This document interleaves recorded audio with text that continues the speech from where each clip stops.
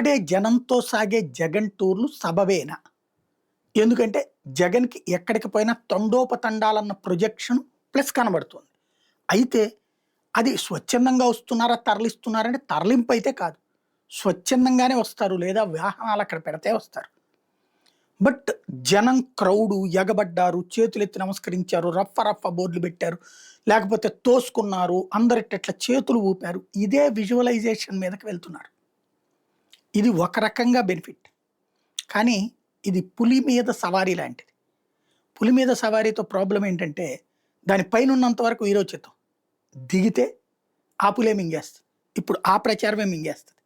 రేపు జగన్‌కి జనం రాకపోతే తగ్గితే కష్టం. ఎక్కువైతే ఓకే. కానీ ఎక్కువైనప్పుడు కలవలేరు. ఇప్పుడు కావాల్సిందేంటంటే పబ్లిక్‌తో ఇంటరాక్షన్ కావాలి జగన్‌కి.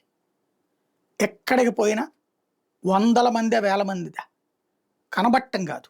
వాళ్ళ సమస్య అడగటం, తెలుసుకోవడం, ప్రపంచానికి చెప్పడం, చూపించడం. సింపుల్‌గా ఈజీగా అర్థమయ్యే భాషలో చెప్పాలంటే పవన్ కళ్యాణ్ జనవాణి టైప్‌లో కావాలి. అప్పుడు ప్రభుత్వం రైట్ చేస్తుందో, రాంగ్ చేస్తుందో పబ్లిక్ చెప్తారు. జగన్ చెప్తే తప్పు. జనం చెప్తే రైట్. అప్పుడు ప్రభుత్వం సచ్చినట్టు పరిష్కరించుకోవాలి. తప్పు చేస్తే ప్రభుత్వం వాళ్ళైనా సరే ఆ తప్పుడుగా ఎవరైనా మాట్లాడితే అది తెలిసిపోతుంది. బట్ జనంతో మమేకం కావాలి. అది సీరియస్‌గా అవసరం ఉంది.